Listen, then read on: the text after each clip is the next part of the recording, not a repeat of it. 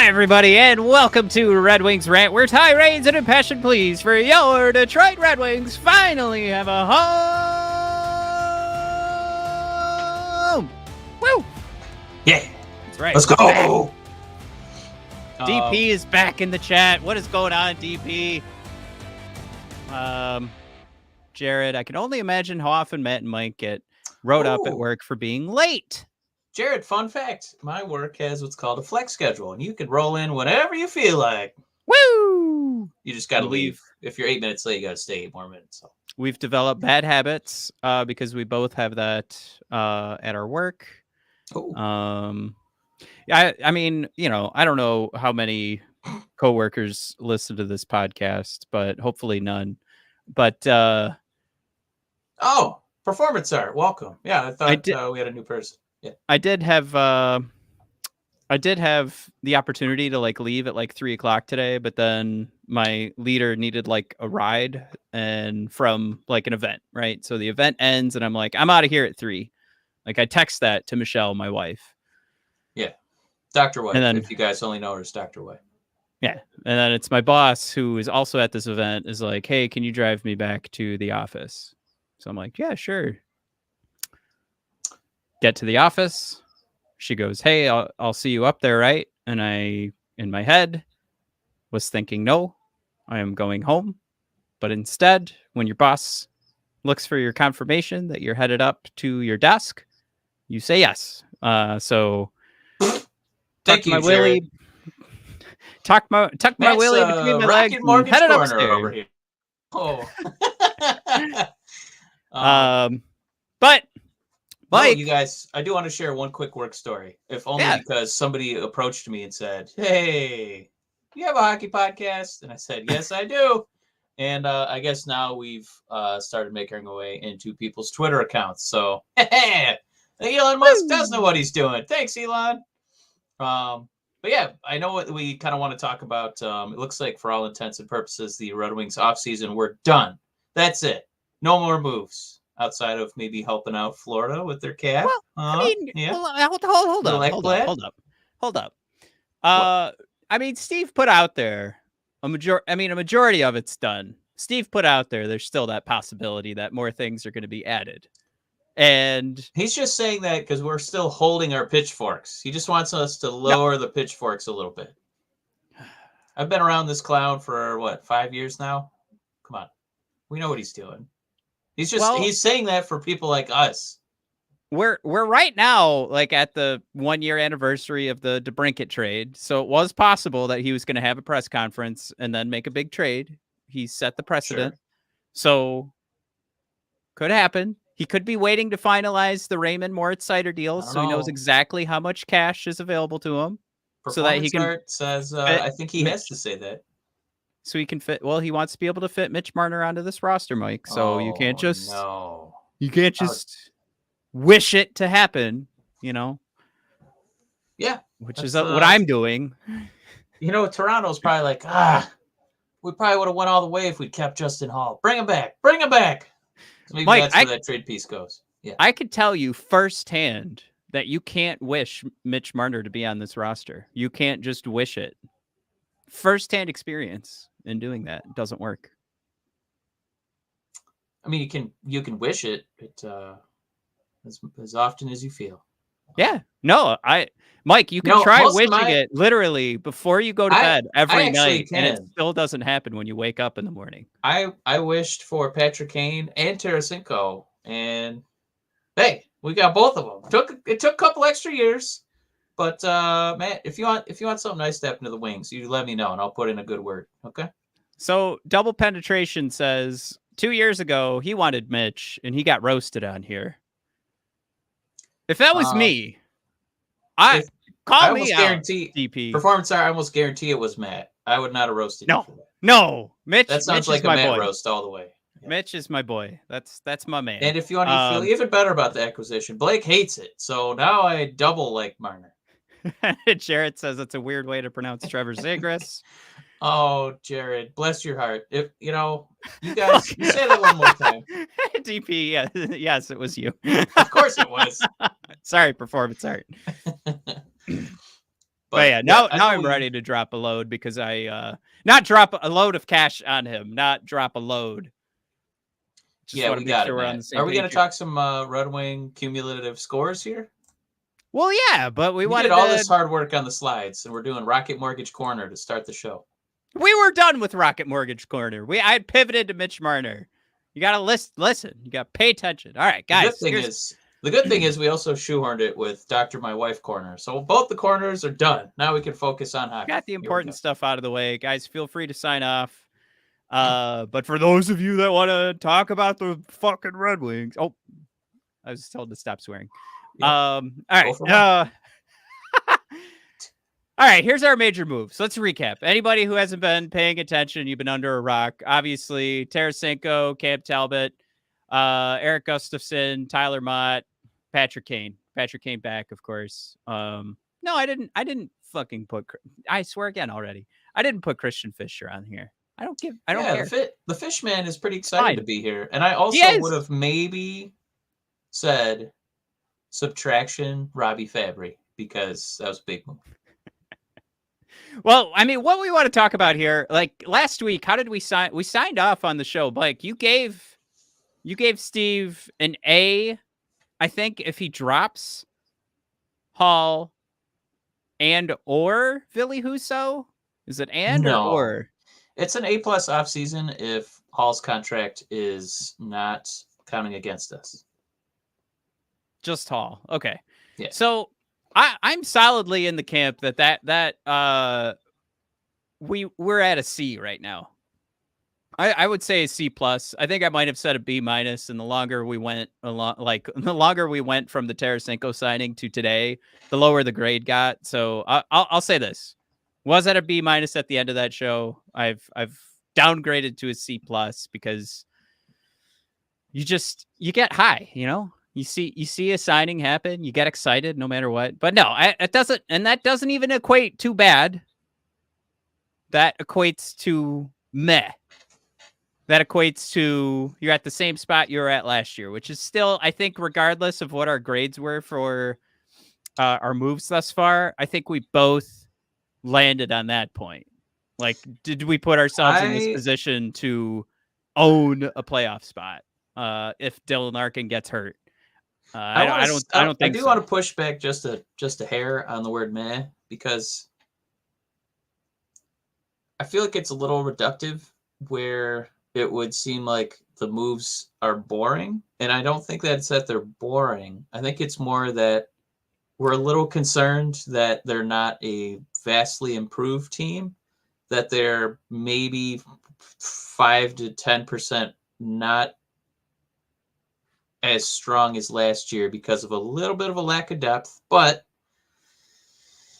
that's where we got to kind of buckle in and see if the internal development is going to bail us out. No, yeah, and I think you're right. Meh for Tarasenko and Patrick Kane re-signing, that's not what that means. Meh for the overall scope of this team going forward. Like the overall what are we doing right now? And it's compared to the amazing that we fantasy booked, of course.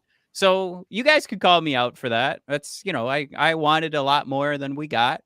But, I think you're crazy to say that you are over the moon excited for the moves that we've made so far this season right now. Is that fair? I think that's fair. We got a few comments coming in too. First of all, Red Wing Fan Club saying, hello there. I didn't want to miss an opportunity to do a Ewan McGregor impression.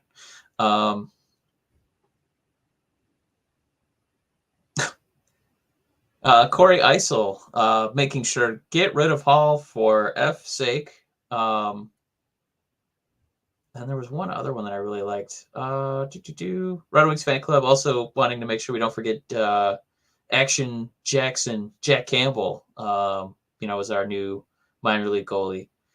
And then Blake, I like Danby threw the same comment in there with a yawning emoji.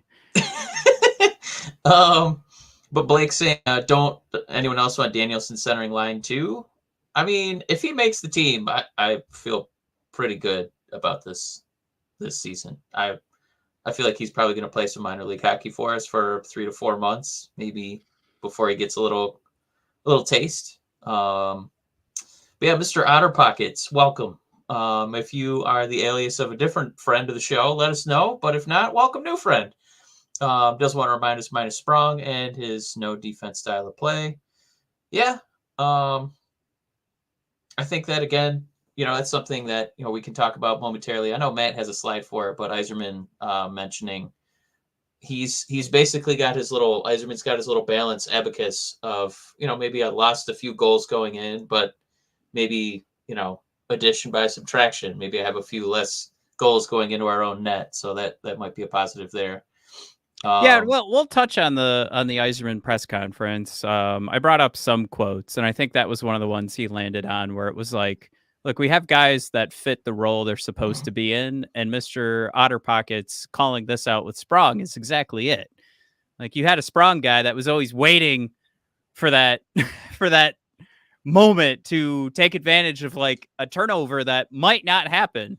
And that sort of sets you at a deficit defensively, right? Like if you're always waiting for that puck to bounce free, certainly you're going to get those opportunities that we saw Sprong a lot, and a lot of people were patting him on the back.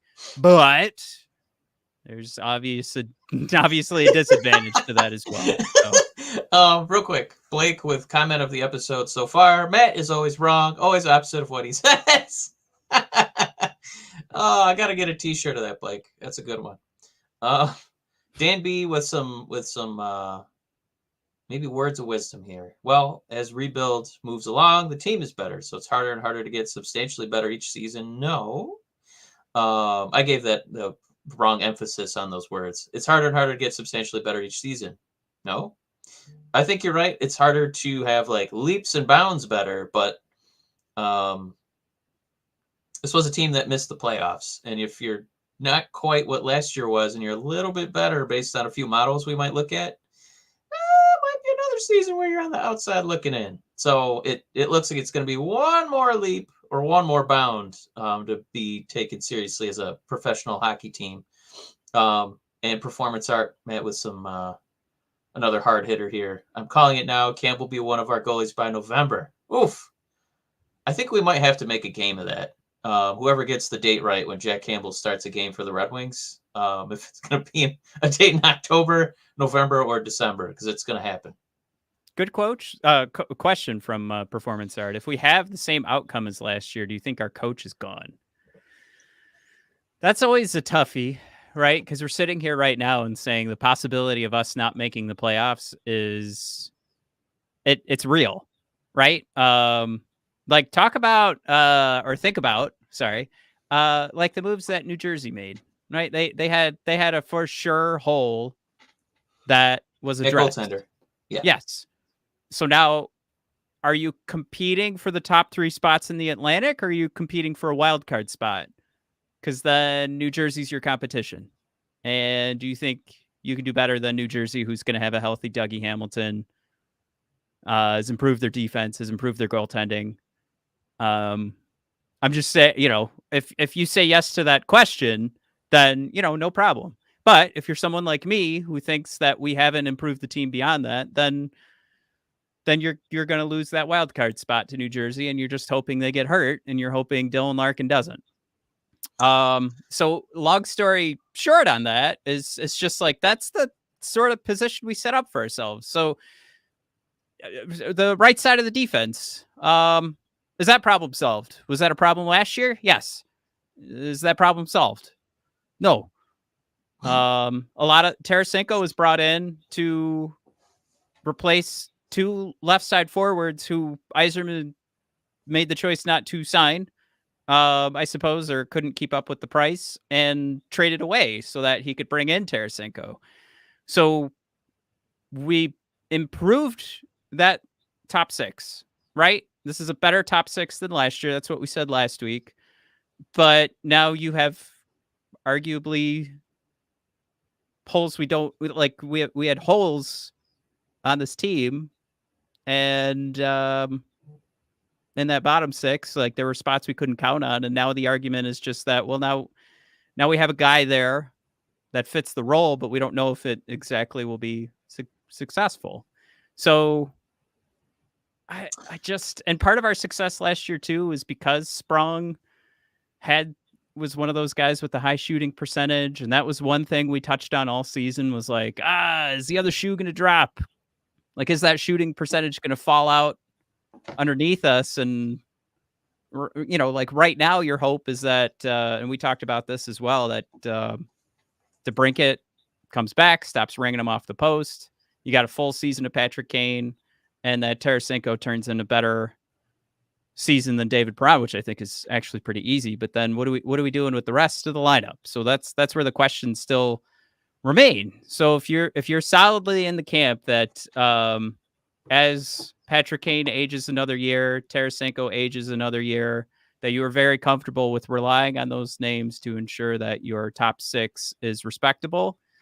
Yeah, I think you could feel pretty good about this season, but I don't know if you're feeling so good that you're better than the likes of New Jersey. Can I make this a really short answer? Sure. Hell no. I think the way that Yzerman looks at Lalonde is he's doing exactly as well as someone in that position could do, which is we don't have upper echelon Bedard talent. That's okay. Okay, I know we're going to throw Lucas Raymond out there and Sider. I know those guys are very good. I'm just saying that, this isn't a team that's had tons of draft luck. They don't really have superstars. We know that as soon as Larkin goes down, the entire team crumbles. So, no, if they have the same outcome as last year, I don't think Yzerman's going to blame the coach. I think he kind of knows this team is not strong enough to, be a serious Stanley Cup contender. So, no, I don't think Lalonde would get fired. I think that he would be retained. I guess that's where I was going to. I think like our expectations are at that point where I think if there's a huge move still to come, then for sure.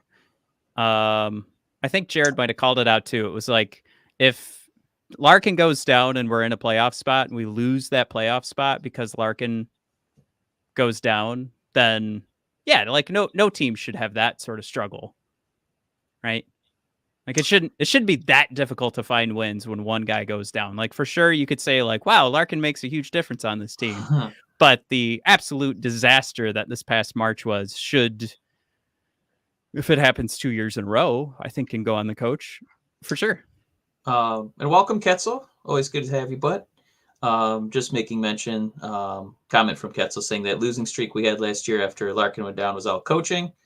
It certainly felt that way. But team-wide collapse, and Lalonde could only come out so many times and be like, we just got to get this effort from these guys, and we're just not getting it right now. And but I don't think that Steve looked at it that way. I mean, as the coaching being to blame, I think he looked at it as, well, these players aren't very good, so this is what we get. Otherwise, maybe we would have had a change, or maybe we would have done something different. But I feel like Steve kind of looked and nodded and said, yep, this is about what we've built right now. So it's actually probably worse than the way Steve is looking at it. That he's saying this goes beyond coaching. This is, a talent issue. I think that's what I would get from that. Well, I think it's just, didn't we go a lot of last season too, saying like problems were still on the defensive side, and I don't know if we've cleaned that up, and I don't know. That's where my struggle is just going to keep sitting, right? Like as long as the defense, I guess I could pull this up here to make sure I don't get this wrong, but as long as you've got a Jeff Petrie on the right side. Ben Sherratt is who's playing with Moritz Seider, which we're only like they had a good end of the season. We're literally less than 2 years removed from us saying Ben Sherratt was the problem. Moritz Seider looked like crap. A little while back, and then Wallman came along, and we were like, wow, see, Moritz Seider's problems are solved. So it's hard for me to look at what's set up right now, and I just got to make sure too, like I trust Simon Edvinsson. From what I've seen so far, I'm ready to go. I'm all in on Simon Edvinsson.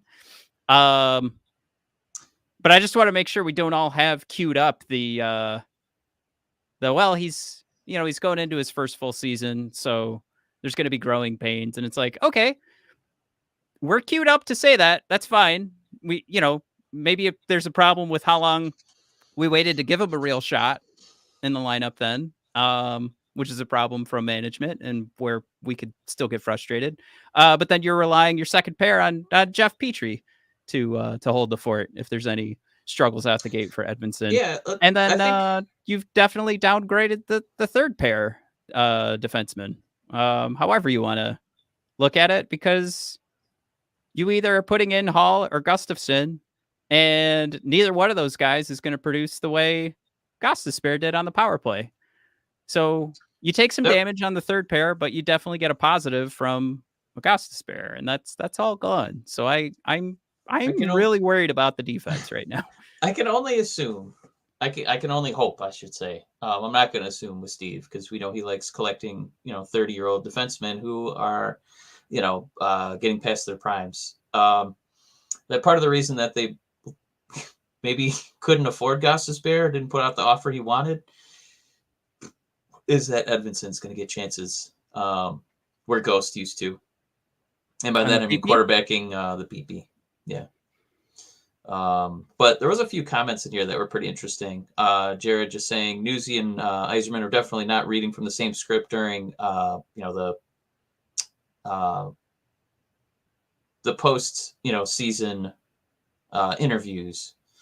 And Crimson Shadow wanting to remind us that Newsy sounded like he was pissed Stevie wouldn't let the young guys play on the team. Yeah, I mean, I remember that. Yeah. I mean, that's a reason to still kind of get behind Newsy, but then you just kind of wonder how much longer is this going to stay as a pair, like a working pair, if Newsy's not getting in line. But no, go ahead, finish your thought, Mike. No, I mean, that's kind of a sentiment that we all echoed with Newsy. That's why, again, I don't. Steve just keeps his stuff so close to the vest, the chest. I have no idea how he actually feels about Newsy, other than obviously he's not fired.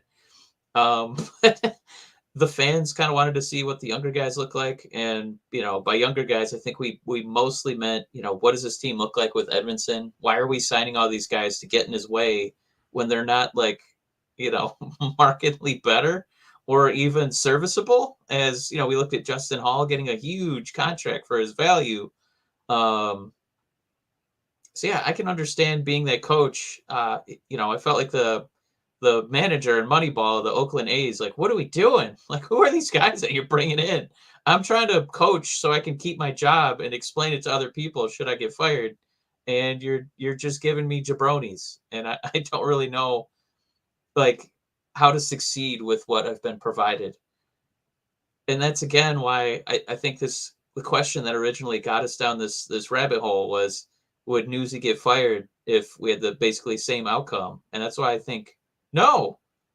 I feel like in his heart of hearts, Steve knows that he didn't quite give Lalone a full chamber of bullets to work with. There's a few blanks in there. There's a few $3.5 million a season defensive blanks in there that are going to hold this team back. So Newsy's here to stay. He would have to completely fall flat on his face.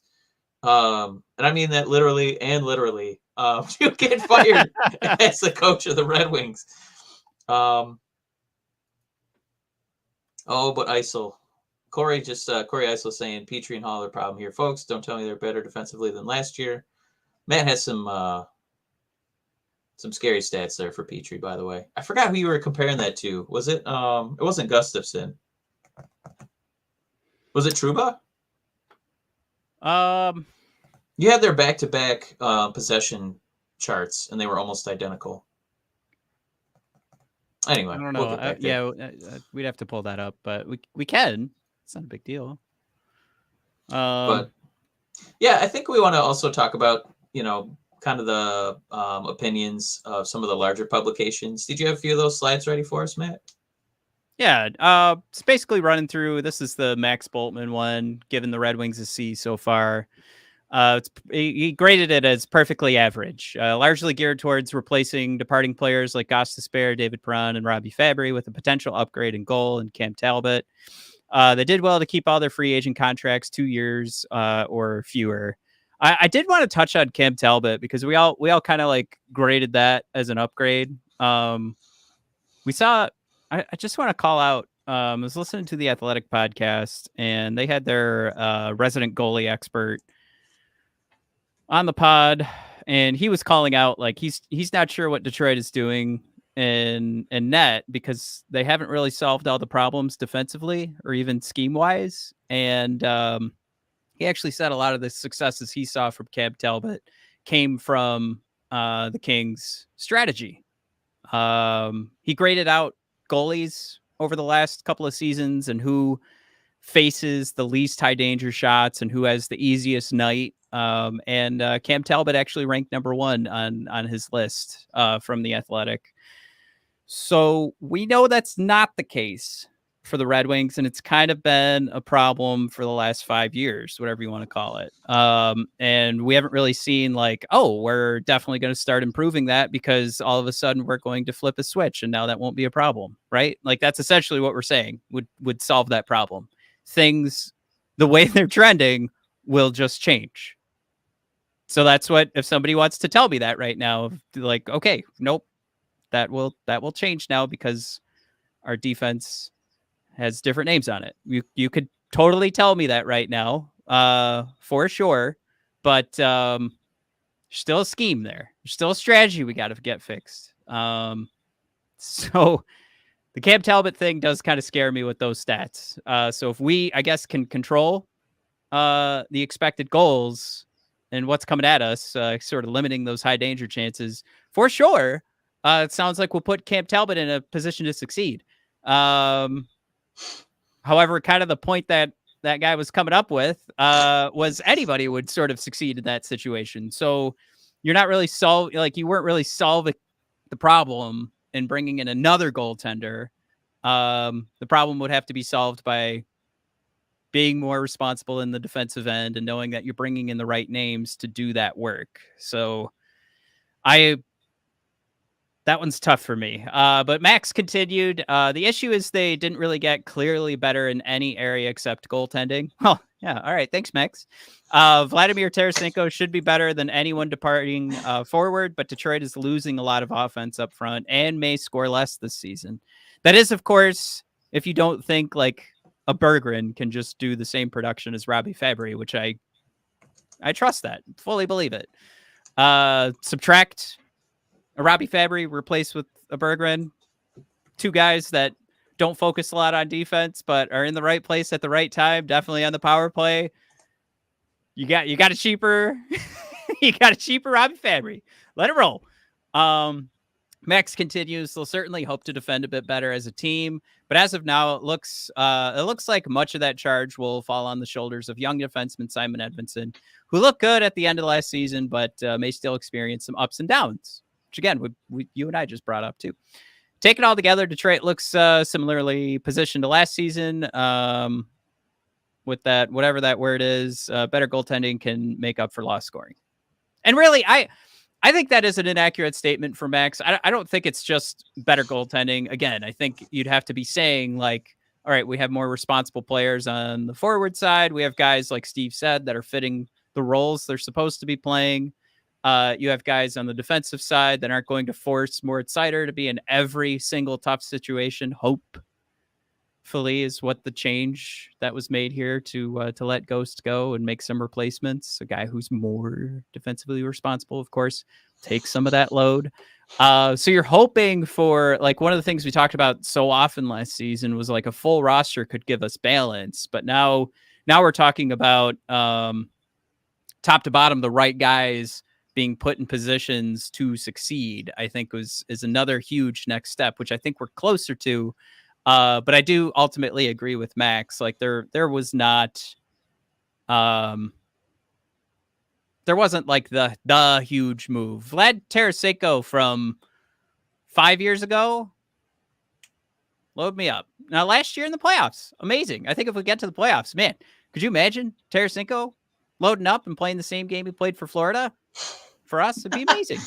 Yeah. But we also always said, hey, once we get to the playoffs, a guy like David Perron is going to be huge. So that wasn't like we never said like we wouldn't trust David Perron in the playoffs. So again, I don't hate Perron. I don't think he's better than Tarasenko. And I do think Tarasenko is an upgrade, but it is one of those things where it's like, for the Edmonton Oilers, if they don't have Connor McDavid, statistically, the wins that he's adding to the team are like 8. So Tarasenko's not in that window whatsoever. No, that's so more it's like the just Larkin window, which leads to a avalanche of defeats. Sure. Right. So it's just that difference there, right? So we're talking about putting Tarasenko over Perron. And if it was like nobody and Tarasenko goes in, that's an addition. And then, you move Perron down a level. Like, this is kind of where Max is coming from. But if you had a guy and you're putting in Tarasenko, like that's just like at most, right? Like 3 wins, but probably closer to like 1 or 2, which gets you into the playoffs. Boom, you're in the playoffs. But did we subtract too much in other spots that we can't make up for it? That's where we're at right now. And that's because we have so many questions. If you're like, nope, I trust the plan. I trust that they've moved these guys in the right position. I think Lucas Raymond's numbers, there's no chance that he will plateau or drop. He will definitely continue to trend up. Then you're right. Yeah, playoffs. That person who thinks that, 100% you're in the playoffs. I'm not saying I don't think that. I'm wearing my Lucas Raymond jersey right now. Yeah, thanks, Matt. Another free plug for Matt's jersey habit. Yeah, I think that's what Steve's betting on. The way that this is going, Matt, I don't think that he ever feels that there will be a free agent that is going to turn his team around. I think that his plan is, just like you said, to just chart out his young guys, and then they'll all kind of, be on that upward trajectory. And this team, I think, again, it's going to come down to, is Edvinsson really going to make a huge difference playing the entire 82 games?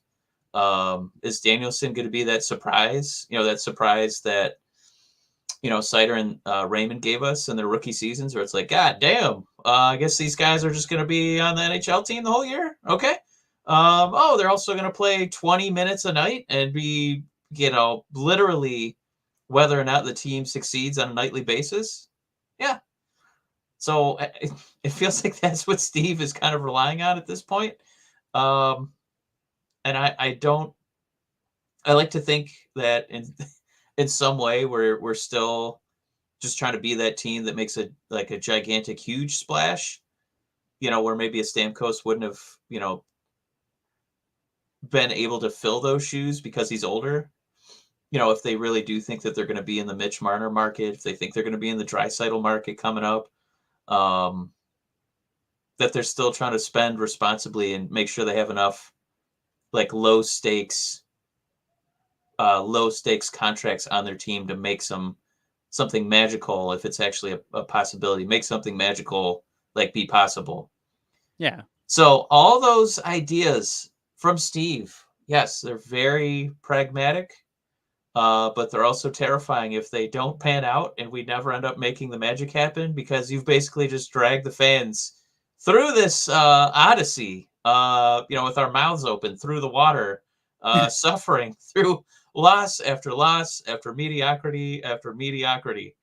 So it's funny that Steve is trying to take this, low risk philosophy through his team construction, but it's still risky. It's just a different type of risk. It's like it's like, instead of going and playing blackjack, he's like betting on the mortgage industry, 16 years ago. The slow Red Wing Yzerman bubble could still pop, and all these pragmatic short contracts with no stars never pan out, and we never go anywhere under Larkin's reign, and he retires a depressed old man with no playoff victories. That's still a possibility, Steve. These pragmatic, slow moves could still lead us into the toilet. So I think that's the scary thing, is that instead of being a quick diarrhea, it could be a long, slow dump. So I did want to call out too. We have Jay Fresh's standings projection. Jay Fresh is one of our favorite guys to pull some stats from. And then we have Sports Kita, who I'm pretty sure when we did a wrestling podcast, I hated Sports Kita. So this is the problem I have. I trust Jay Fresh. I hate Sports Kita. Sports Kita, his grade, or not a grade, but their free agency. I want to read this one because these guys have just given me a lot of grief over the years. Not a fan. Red Wings look poised to take the next leap in their rebuild. Oh, no. Sports Kita's saying it. I don't feel great. The club re-signed Kane, added Tarasenko, Mott, Cam Talbot, and others. They mean Gustafson. It's Gustafson. He's the others. With the club already boasting young talent like Lucas Raymond, Dylan, Larkin, and Mo Sider. The Wings should be in the conversation for a playoff spot in the Eastern Conference. I mean, did they copy and paste this paragraph from the year before? I mean, not the player names, of course, but it's worth considering that the major losses suffered by the Lightning and Panthers could level the playing field in the Atlantic. Plus, the Hurricanes and Rangers may take a step back, allowing a team like the Red Wings to challenge for at least one of the wild card spots. So, by default, with a natural regression of good teams, maybe the Red Wings will squeak in. That's the overall thesis of Sports Kita's analysis. Wow. I don't know if I kind of read a lot about Tampa Bay because I'm always fascinated by them. I love playing, like attending those games when they come to Detroit. I just love playing them. Yeah. I don't know, man. You get to get mad at me for a second when I mispronounce Gwensel. Yeah, sure. Go ahead. I don't know why you need to do it. Basically, that he's an upgrade over Stamkos because Stamkos has stopped playing defense, or his defense is starting to regress as he gets older. It's harder for him to be on both sides of the ice. So the argument was made: Tampa arguably got better. I don't agree with that. I would say Tampa gave up too much, made too many changes. They are regressing. I don't know if it's too many. I think they're just at the mercy of where their other players were, like what they were costing, is they kind of had to reshuffle the deck. It's just to have to get rid of Sergachev and you say goodbye to Stamkos. And somebody made the argument where they were like, you actually could have kept Sergachev and had Stamkos. And, you have a happy team. But now you've broken up the, what's going on from a morale perspective. And hold on. I got a comment of the episode bit here from Crimson Shadow. A man right from my heart saying Yzerman feels like he's playing Money Puck. Oh, God bless you. I just watched Moneyball again in the past 8 days. It's what a fantastic movie. Anyway, Matt, I do want to just throw in a few more comments here, man. Sam saying, good to be live with you again. Sam, we're glad you're here. Jared saying, Jay Fresh smoking rocks with these predictions. Well, I don't know. Well, they're not. He's not. It's not a prediction. It's a projection, right? So he's taking what these players are bringing to the ice, and he weights the most recent season and their production, and then measures that against what the other teams are able to ask produce. If Jared can, just because, first of all, your comment made me laugh. Second of all, which team in particular? Let's just in our conference, would you push back on? Because I feel kind of good about Jersey. I feel kind of good about Carolina. I really like the Rangers. Florida, I hate them, which means they're still going to do well. Toronto does this crap every season. They just make the playoffs. Boston, I'd probably still take their roster over ours. Tampa, Matt, Gwensel and the boys. I still would probably prefer them. I think the only question is Ottawa. And if I may, Mike, did you know that the worst goaltender in the league by far was Joonas Korpisalo last year? And that's with goals saved above expected. So no matter how well the defense played in front of him, he was going to fuck it up. So Korpisalo, horrible. That was a problem for Ottawa. Here's the thing. This is where I'm just kind of like, get a little frustrated because everybody makes fun of Ottawa for doing this, but they honed in on the problem and turned that problem. For some reason, Boston was like, yeah, give us Korpisalo. We're going to give you the guy that's been challenging for a Vezina the last couple of years, and we'll take a draft pick, whatever. What? I don't know why. I would have needed so much more if I was Boston. But anyway, back to Ottawa. Ottawa basically is banking on, hey, what if our players continued to project upwards like Detroit Red Wings fans think the Detroit Red Wings players are supposed to do? But also, so let's pretend if that's all even, everybody, if that's all even, that means Ottawa's players get better too. But they've solved their one problem on this team last year, which was having one of the worst goaltending performances of all time by Korpisalo and replacing him with a guy who was like 6th in the league in goals saved above expected last year and has been challenging for a Vezina every year. So I just, like, they honed in on a problem and solved that problem. And they had a clear number one problem on their list. I think there is something to say for Steve, where it's like, well, there isn't like a clear number one problem like it was for Ottawa, and what a dumb mistake it was to bring in Korpisalo based off of years of inadequacy. That was dumb. So it's an easy problem to fix, but they fixed it, and oh my God, did they fix it. So to think that they might have a more reliable goaltender than us, and they're, you know what? Statistically, I'll say this. If you think we are miles beyond Ottawa, okay, statistically, they were a better team from an expected goals for percentage.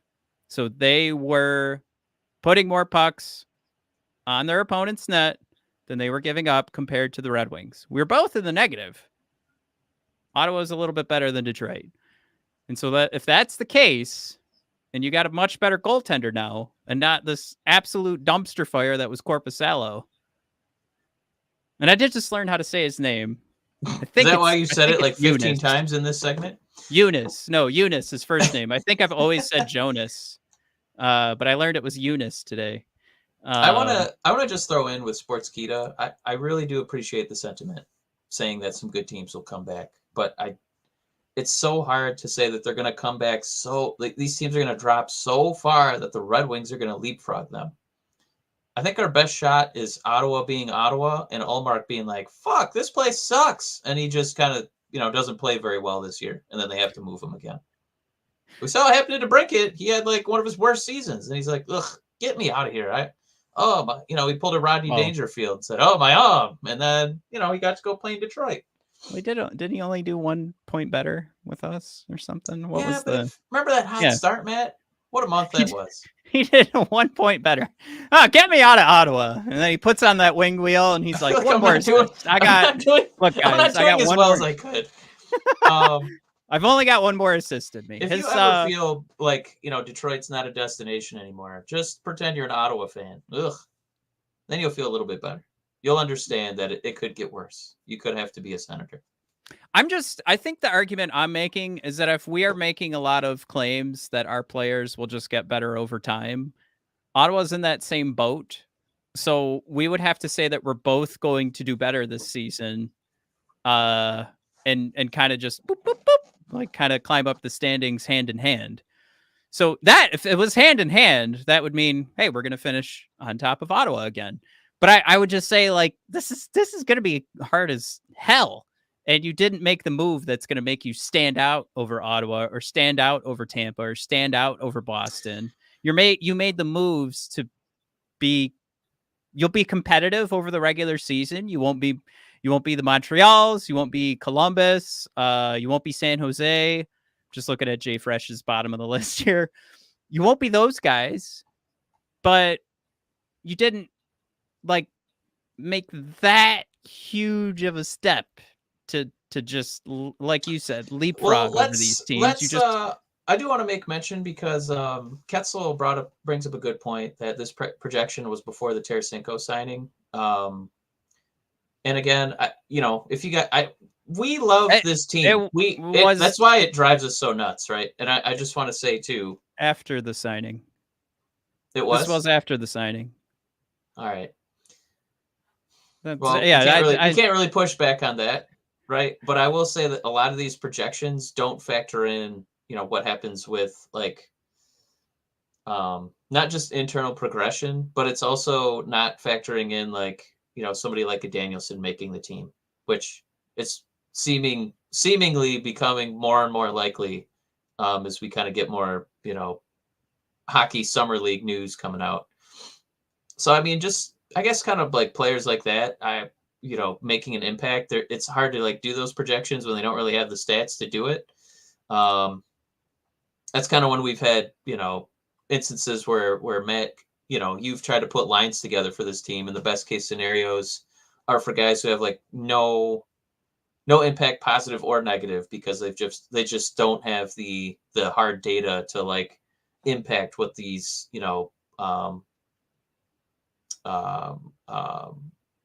projections are using. You know what I mean? So we love this team, and I think we're giving the bleakest version of it, which is like just as is, these 12 forwards and these, 6 defensemen, and, a couple goaltenders, well, 6 to 7 goaltenders. We want it to be better, but we're giving like the pessimistic version that there is still, and I don't really agree that it's going to be because of what Sportskeeda is telling us. I think it would again be, oh my God, like Larkin and Raymond put up like 80, 90 points apiece. That kind of progression. Edvinsson kind of took the reins and said, yeah, this is my power play. And, is contributing, making plays, which is, we're hearing that he could be the actual number one instead of Mo Seider. So I think it's stuff like that. I take, like you said, we are big fans of Jay Fresh. We can understand that the model does have a pretty high success rate. And just contextually, I think we are, again, giving the bleakest version of what this team would be. And it's just surface level. What kind of veterans did you bring in to replace the veterans that you had last year? Because again, the main thesis, what I'm just trying to get at, is it doesn't take into account what your young guys can contribute. Yeah, Jared, he definitely, Jared posting out there. I was wrong. Jay Fresh posted on the 5th. I think we picked him up on the 3rd. Oh, yep, there's Jared's comment. Signed him on the 3rd. So yeah, Jay Fresh had his stuff updated. I just want to make sure so our talking points are still valid. Whew, that's you know what, Derek? Derek made a comment. He was just tagging what I said earlier about Ullmark hating it in Ottawa like everyone else does. Does this mean Ullmark is coming to the Wings next year? Obviously, yeah. I wish that you hadn't said that, because I wanted to take credit for it, Derek. I honestly, in my heart of hearts, I would be stunned if he's not a Red Wing next season. The way that our cap sheet's lining up and how he's going to be a free agent, I feel like that's probably going to be a Red Wing. Oof. Have you read the I mean, again, this is another analytics guy, but Dom Luszczyszyn and what he said about the Red Wings, because that'll be the last one we're going to touch on, and then we'll kind of again. Well, Dom, this is bleak. I think this hurts. Dom is like, contextually, before we get into him, he talked about the teams that improved the most and the least, and I think it was Dan B, who always makes really smart comments. He said, as you get better, it's harder and harder to like make those leaps and bounds. I think that's what Dom gets at in his post, because like his teams that improved the most, like his number one was the Blackhawks, who are not suddenly a Stanley Cup contending team. He's just saying they were an absolute like and the depths of hell for hockey, competitiveness, and now they're going to be just kind of bad instead of the worst team ever assembled. He is a fan of Daniel Sprong in this, but he does say like Vladimir Tarasenko offers more offense than Perron, but it comes at the expense of the defense. That's something where both Luszczyszyn and Jay Fresh actually rate Tarasenko pretty close to average, because they both don't like the defense that he brings.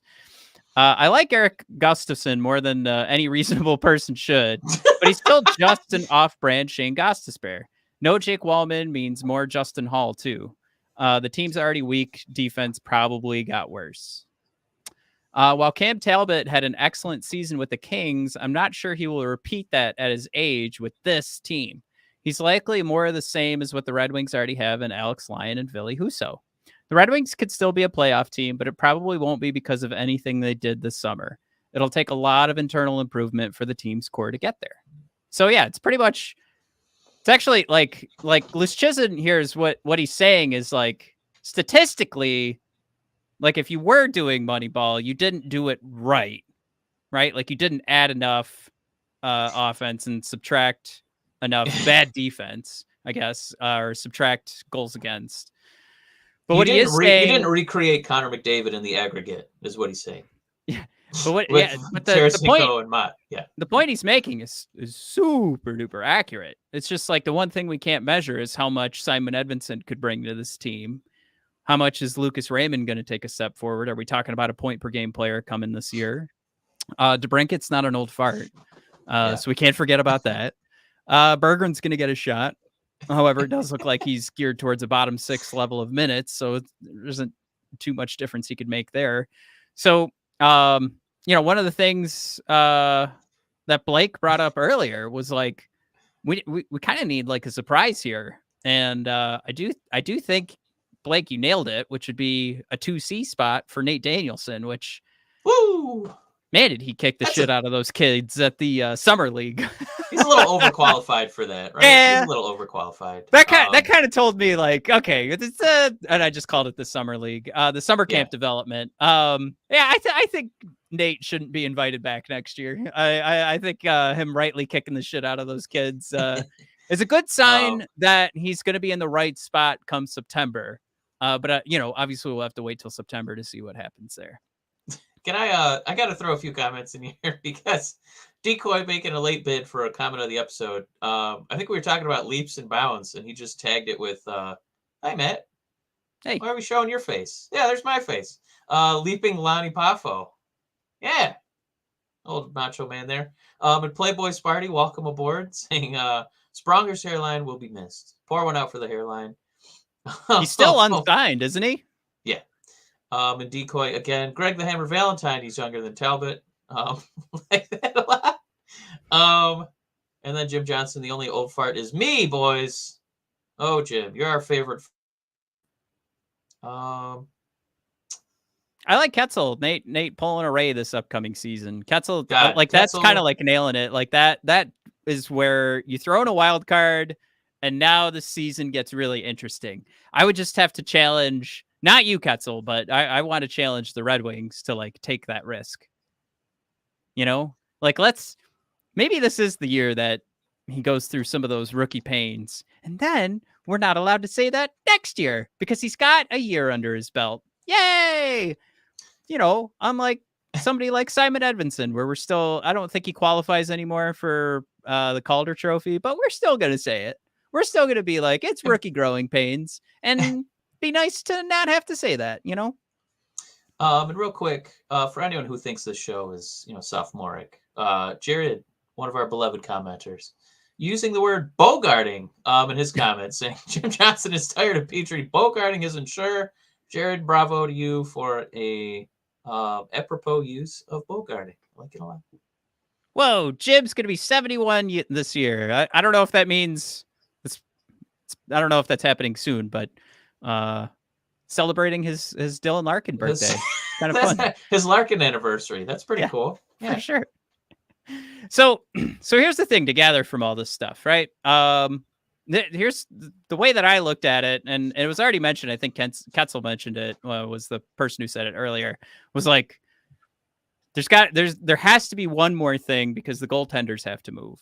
So that could happen September, could happen October, it could happen in November. Somebody is going to get hurt, and we back just a touch be able to improve this team. Go ahead, push back. I know we have a lot of goalies, but like the injured thing. Somebody's just probably going on an injured list, and we don't have the nuggets to like trade one of those guys because they don't have any value. That's what I don't get.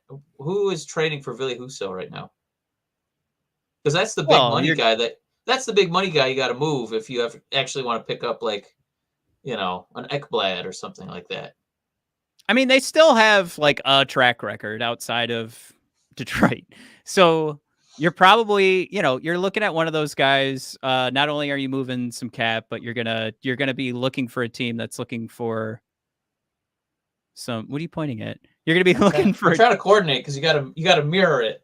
But Decoy saying Lion has the most value, unfortunately. Which, yeah.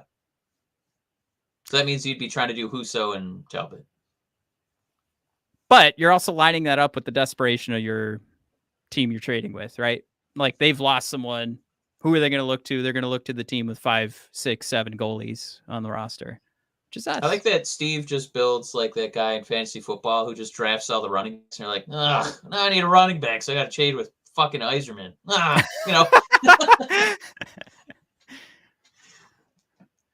Yeah, there's Ketzel throws out there Husso to Chicago. I mean, there's going to be something that pops up, right? Like, it's just bound to happen. So that's what we said Detroit was going to do last year, and then Yzerman said injury problems were why he didn't actually end up moving anybody. But he said in his press conference, he was like, "Look, actually, the end of the season, they wanted to change the goaltender setup because it wasn't working practice wise, right? Like you couldn't get guys there full time in practice." Then he was like fumbling with guys coming back from injury and keeping them down in Grand Rapids, and then trying to see how long he could keep them down there. It's just, I think it gets messy if nothing happens. So sure, either something has to happen from our own decision making, or something's going to happen from another team's desperation. One thing that will happen right now is that I'm going to ask you guys to bet on the action on the ice that's going to be on the ice next year when the season starts with DraftKings Sportsbook. Woo! I heard that number 2 right now, Mike, on the list of teams most likely to win the Stanley Cup, or at least the best. Worst odds? How do you put that? It's not the best odds. Worst odds. So they're most likely to win the cup. Yeah, whatever. I said it right the first time. DraftKings has the New Jersey Devils right now as number 2. Holy mackerel. Wings are pretty far down that list. But, Mike, if you want in on all that action, what I need you to do is download the app now, the DraftKings Sportsbook app, and use promo code THPN. New customers can bet $150 instantly in bonus bets for betting just $5 on hockey. That's code THPN only on DraftKings Sportsbook, an official sports betting partner of the NHL. The crown is yours. Bonus bets expire 168 hours after issuance. Gambling problem? Call 1-800-GAMBLER or visit www.1800gambler.net. In New York, call 877-8-HOPENY or text HOPENY to, nope, I texted, just text that. In Connecticut, help is available for problems gambling. Call 888-789-7777 or visit ccpg.org. Please play responsibly on behalf of Boot Hill Casino and Resort. 21 plus, age varies by jurisdiction, void in Ontario. Bonus bets expire 168 hours after issuance. See dkng.com/hockey for eligibility and deposit restrictions, terms, and responsible gaming resources. NHL and the NHL Shield are registered trademarks of the National Hockey League. Copyright NHL 2023. All rights reserved. All right. Ketzel wants to applaud you for that smooth transition, Matt. It's like, speaking of edge, and then, yeah. All right, what else do we have to talk about? There's that, I had that nice picture of Steve up, but his press conference. Presidential, yeah. Steve's going to consider that move that we talked about with goaltending, but I love that he added in the press conference, I don't have anything to go on at the moment. It's like, yeah, but like, we know you're not going to tell us, like, yeah, I've got Ottawa on the line. Actually, the second this is done, I'm going to get back in there. We're going to work out a trade. So you guys just hang tight. But, in Yzerman's press conference, I was curious if you guys thought it was more or less bringing you joy, bringing you hope, or what did you kind of feel it was sort of propaganda-y? Curious what you guys think in the chat, but Yzerman starts out like, we kind of tally up the goals in, goals out. Obviously, we're counting on Vlad to add to that. This is almost exactly what we were talking about earlier. He's literally got the abacus. Well, I got a few in, and here's a few out. Yeah, I'll jump in. Just looking internally, we expect a little more progress out of Raymond, DeBrincat, His shooting percentage for his career was down a little bit last year, and if you recall the great scoring chances that he had, hit the crossbar and went out, and we think that he'll contribute a little bit more. Steve, my God, we should have the greatest shooting percentage of all time from low danger. What the fuck are you talking about?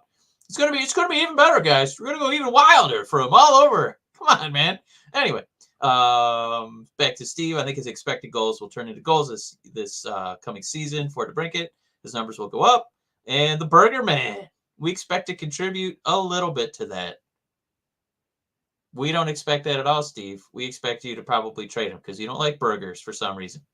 And then going on this commentary, there's a good window into how Detroit is hoping to make up those lost goals, internal progress from young players Raymond and the Burger, and bounce back shooting percentage left from DeBrincat.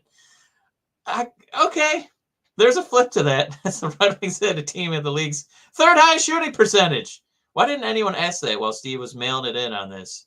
So DeBrincat may well get a bump. And Steve was getting ready to go do a bump off a toilet seat. It's possible others could see their own shooting numbers regress. Yeah. Yeah, that's kind of the problem, right? That's what we talked about all season. Was just like, and you nailed it too, Mike. Do you remember? Pretty close to the end of the season, we measured everybody's low danger shooting percentages, and everyone from a low danger shooting percentage was between 1, or I should say less than 1, and like 3% was the highest. And then the Red Wings walked away with a 6% shooting percentage from low danger areas. So the greatest low danger shooting percentage in NHL history. Incredible. Yeah. Shooting percentages for Lucas Raymond, almost 20%, right at 19. Woo! That is above league average. Dylan Larkin, 14% above league average. DeBrincat, actually above league average at 11%. Compher at 17.6%. Holy mackerel. Patrick Kane at 13.6. His should be higher. Perron above league average at 11.3. Sprong above league average at 11.3. Kopp above league average at 11.9. Wow. Michael Rasmussen above league average at 12.9. Robbie Fabry almost at 20% at 18.6. Joe Veleno at 14%. Where was the guy reading these stats off during this press conference? And just like staring at Steve, like, how much higher is it going to get, Steve? Yeah. No, these guys are going to shoot. I think collectively, like, we're looking at maybe 30-40% this year in shooting percentage. We'll be fine. We're going to be fine, guys. Oh, my goodness. Cool. Yeah, so all those guys I just listed off were actually above the league average. So that's kind of, so yeah, 10.2 would be the league average last year. So let's not talk about like over a long period. Let's talk about the most recent season was 10.2. Yeah, the Wings killed it, Mike. We were great at shooting. So Steve's just like, look, guys, we're going to count on Tarasenko 80, 90 goals this year. We're going to be fine. You guys are being ridiculous right now. Now, obviously, we're a little tongue-in-cheek. I think some people watch this kind of stuff. They get angry at us. They hit us up in the comments. But really, honestly, like, I just, like, the point we're trying to make here, right, isn't that it's hopeless. It's just that we want everybody to be fully informed and make, you know, have your hope level at the right spot. When, when you listen to Steve and I'm asking you, did he increase your hope or did you feel it was sort of propaganda-y? Exhibit A, if I may. I mean, he's right. I mean, he's the ultimate company guy, right? He's not gonna say that this is just a lost cause, and I don't know what the hell we're gonna do. All Steve Yzerman guys, he's his biggest fan. I just wish he hadn't focused on these particular players and those particular stats, because it's like that is not what we needed to win. You know what I mean? It was better, like, overall team defense, and probably better goaltending and a little more consistency where we didn't have gigantic 8-game losing streaks because one player went down.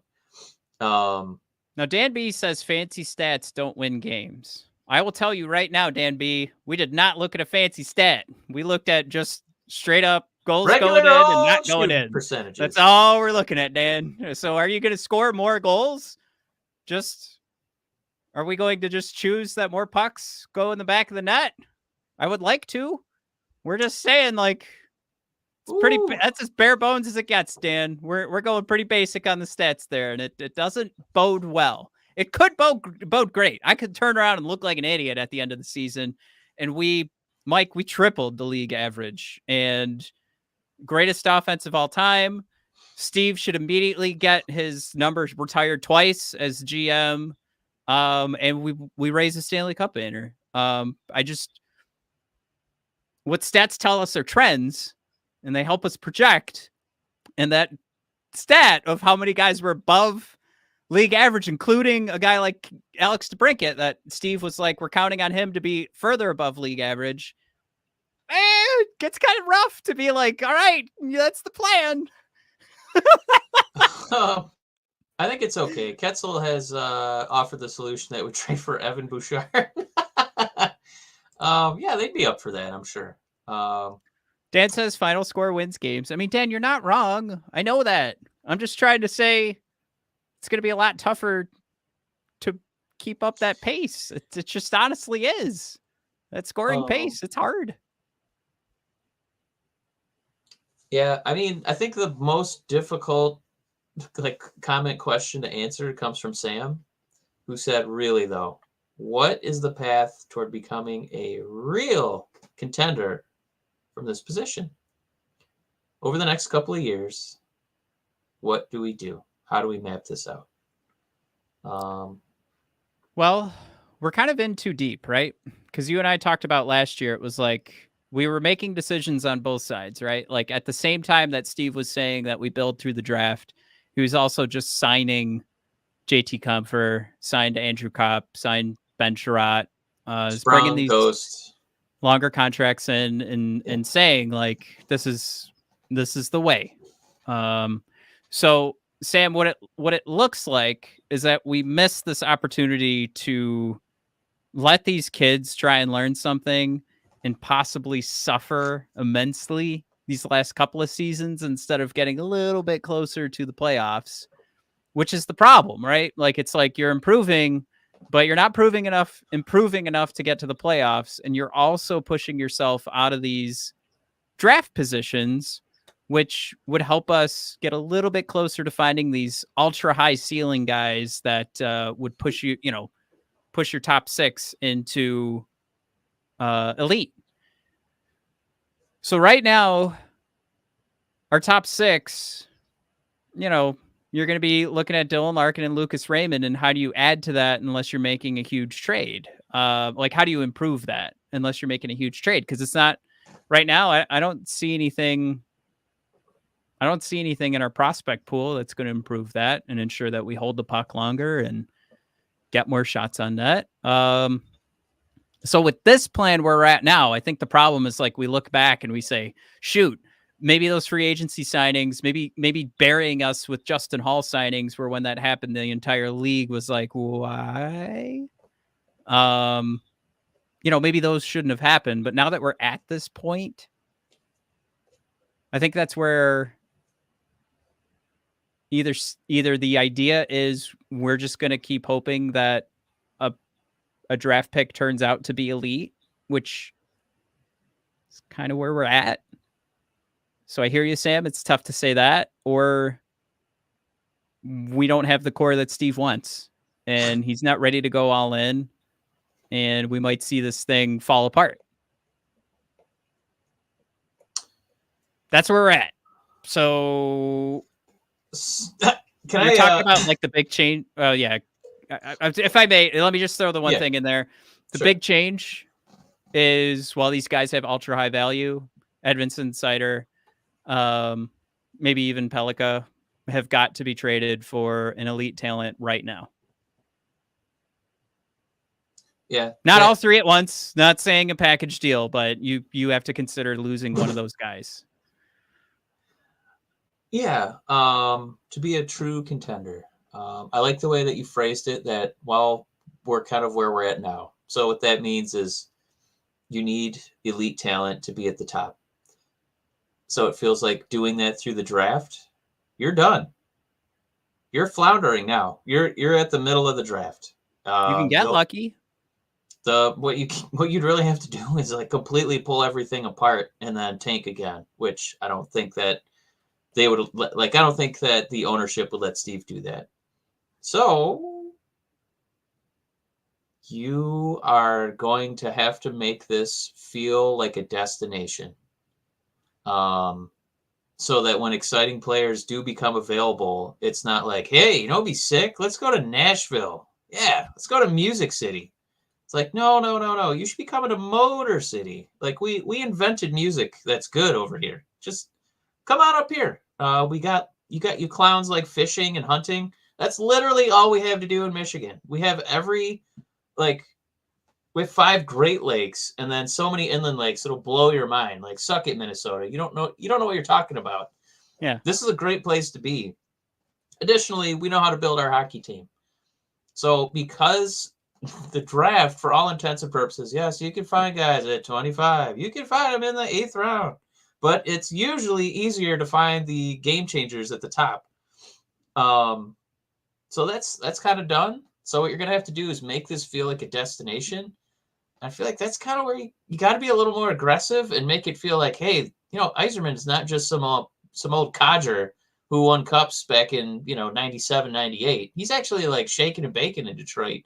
He came into a trash situation and man, he's been super aggressive and it feels like he's ready to win tonight, which right now doesn't quite feel like it, right? It feels like, well, we're going to win in 5-6 years. We're kicking the can. And I don't think that's a sexy thing for a prospective superstar free agent, to want to be a part of. So I feel like, dude, you got to be aggressive and you got to at least throw your hat in the ring when, you start hearing whispers of like Mariners, Dreisaitl's, like those kind of guys. You gotta make it feel like Detroit's actually a destination. It shouldn't just be, how are the Rangers going to make something like that happen? How is, somehow Boston always finds their way into these kinds of conversations. I think you got to try and do that with Detroit. For me right now, I feel like we've had a lot of comments coming in about, trying to add another defenseman here before the season starts. Man, if you could somehow convince Florida, listen, it's a really good idea for you to trade Ekblad to us. It'll really open up your cap sheet. Here's one of our prospects that we've been, nurturing for a couple of years. We'll save you some money. You get a comparable guy. I think that is like a big step towards making Detroit feel like, oh man, we're like one more offseason for being awesome. Because then you feel really good about that top 4, I think. You feel really good about it if you got Ekblad in there. Yeah. So I think that Steve, you've accidentally picked the route that you didn't want to do because you weren't able. It's not your fault. Lottery luck. We've had the worst luck of any team this side of the Detroit Pistons. The drafts, that option's gone. It's over. You're not going to be drafting where the guys like Bedard are available. Steve, you've accidentally built a team that has to rely on free agency and trades. Your worst nightmares come true. So the best thing you can do right now is try to make this feel like a sexy place to be. Yeah, and there's we mentioned Florida. Florida got to where they're at, trading a guy that they drafted that I think we all agree they upgraded to Matthew Tkachuk. Right. And there's going to be those trades that are out there. And that is talking about winning a trade that we all look back on. We're like, what in God's name was Calgary thinking? And can you really say like a team's success will depend on us having a bonehead GM on the other side of the phone? You can't really say that, but I think it's about like, there's going to be these moments where these guys do come, like they are going to be available and you will be able to get them, and you may have to lose things you aren't prepared to say goodbye to. And it's just about taking that chance. And what's the harder thing to find? And there was something you mentioned at the end of this past season, Mike, especially with like the likes of Jake Wallman, and now Jake Wallman's gone, so now everybody's just like, that guy should have been gone from day one. But when you mentioned trading Jake Wallman, Mike, earlier this year, and it hadn't happened yet, you were making the claim. It was like, I hope we're okay getting rid of a guy who's kind of like a bottom 4 defenseman. Like, we have Edmondson, we have Seider, that's not a part of the core. And I think we even made the argument too, where we were like, okay, even Pelika, or if I mix in Seider into this conversation, like eventually one of those guys is going to be the number 1 right side defenseman. And it's not to say you don't need good defensemen up and down your lineup, but there are going to be those needs. There's going to be that need to have the Patrick Kane when he's in the prime of his career. And you're either crossing your fingers that draft picks do the trick here and one of these guys works out, or you're going to have to lose something that you got right now. And Sure. It's going to suck. You know what trade it kind of makes me think of? It's a baseball trade. So you guys might be like, what? The Nationals just called up a prospect who's a 6'7" outfielder named James Wood. They already play a shortstop who steals 30 bases and hits 30 home runs named CJ Abrams. And then they also have a couple top prospect pitchers. And they got all these wonderful players by trading Juan Soto, who is having an MVP type season for the Yankees. And it was a scary trade, right? Because you're like, God damn, we're giving up a lot of prospects. What if all those guys end up all-stars? Yeah, potentially. But, you know, what this trade ends up, I know there's kind of a couple different moving pieces here, but you're going to have to do something a little scary. And that means giving up prospects that you really, really love, like Matt mentioned, to get a really sexy player. Because lest we forget, prospects have the prospect of being good. Good players are already good. So at some point, Steve's going to actually have to play these kids and they pan out, or you bundle them up and get something really cool. So I think that's the path to success. The draft, that's over. Now you got to try and find either a free agent and seduce them, or some of these beloved prospects, you're going to have to move them. So. Yeah, we've got taken a lot of questions today. We don't, most of our topics are really just kind of, I don't know. They're like making us feel great.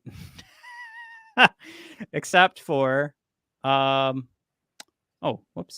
this one, which we already talked about, but I thought it was important to make sure we do give this slide its moment. And then, we could sail off with some happy thoughts, because we talked this whole day about like, we're going to be in a pretty similar position as last year. And last year, what sucks is that I think we started the season and I was like, well, what is the plan again? What is the Yzer plan? And Mike, you kind of nailed it, where it's like, we might be in this position where free agency is going to have to save us unless we're willing to get rid of some of these prospects.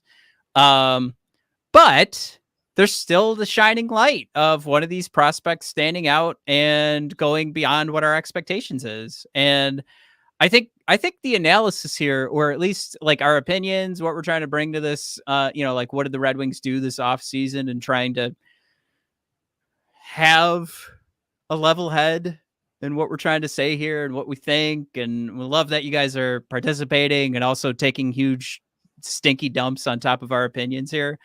But I think it's fair to say that there is the hope here that and the Yzer plan works out when one of these guys goes beyond our expectations. And there's absolutely that opportunity here for Danielson. And I may have poo-pooed like, all right, he was playing kids in the development camp, but this is a guy that made it look easy. This is a guy that for sure needs to be elevated to that next step. And it's not like he made it look easy and didn't care. He made it look easy and look like he was pushing, and this is a guy too that's carried himself as helping define what Steve Yzerman's drafting. The way that he's played in the WHL is sort of like the MO now of what people say, like, this is Steve Yzerman's type of player. Plays tough on the puck, has a shot, like the ability to shoot the puck and get it on net and have a chance to score. He has some good offensive ability, if not great. But ultimately, this is a guy who's going to play hard on the boards and try and win puck battles too. And Mike, it's just one of those things. As we talk about, like, will one of these guys pan out to go beyond what the expectation is? You know, Danielson gets drafted and everyone's like, for sure, middle six. If you can eclipse that, you're doing good. Right now, Marco Kasper, everybody's saying bottom six for sure. It's like, okay, do you win a Stanley Cup with a bottom six center? Is that the difference maker? I don't know. But there are those difference makers that are out there. You could be a playoff team with a really good, bottom six. So maybe you can have factor in. Yeah. You don't not need the bottom six. I'm just wondering aloud, like, this is good news. This is Nate Danielson getting us some hope, right? Real quick. Decoy, I don't think that this is what you were getting at, but we just talk about the movie Moneyball so much on the show. With Steve Yzerman, draft Steve Yzerman. He wasn't big or a 200-foot player his draft year. And it just makes me think of Brad Pitt. Would you draft me in the first round? Of course. Come on. Would you draft me in the first round? I'd draft you in the fifth round. No signing bonus. All right. Welcome to the Red Wings. That would be really, really awesome. But anyway, sorry. Didn't mean to cut you off there. No. I think it's just about, like, Nate kind of showing these like a peek into what could happen. And you've got some other guys on the roster that maybe you take advantage and add some more top six talent by trading them away. Yeah, see what happens. Okay, it's been an hour and a half, Mike. I think we're ready to sail off into the sunset. We've rightly ruined everyone's day. After an exciting episode last week of celebration that Tarasenko was a Detroit Red Wing, we've brought everybody down with the sad episode of maybe it's not so great. But no, I don't think it's not so great. I think, Mike, you nailed it. I think that the problem is just that I didn't get to have that feeling of we've elevated, and you'll remember better than me who actually said in the chat, was like, well, you can't make these huge jumps when you're this close to the playoffs. Dan B. So okay. So Dan, thanks for that comment earlier. Yeah, when you're at this level, it's at this level. When you've hit this plateau, now to get to the next one, it's more. I think he was trying to, probably more like tweaking than wholesale change, but right. But it's also fair to say, like, we know this is the case because of the Minnesota Wild, and that has always been our fear of turning into the Minnesota Wild. So I'm just saying, like, we know that to be the case because of some of the teams we were so scared to become. So I just hope that there's something here. Doesn't have to be this season, but we've got to see something jump out. We've got to have a surprise, right? Because this can't all just be like we have all these solid guys. Where's Decoy at? Because this Royal Rumble has kind of been by the numbers. We need like one surprise entry. That's what we're looking for. Right. All right. Sailing off in the sunset, guys. Thanks for hanging around. Appreciate the conversation. I think next week, because one of the conversations we wanted to have this week was talking about how we can upgrade with a new right shot top four defenseman. I think that's like the next big move. So we'll come at you guys next week with some ideas if something hasn't come into place at that time. But hey, hopefully also we're talking Moritz Seider and Lucas Raymond signings. What those sounds like a plan to me. All right, guys, thanks for tuning in. Hope you had fun. Hit that subscribe button if you got a second. Hit that like button, and we'll see you guys next week. Toodles. Peace.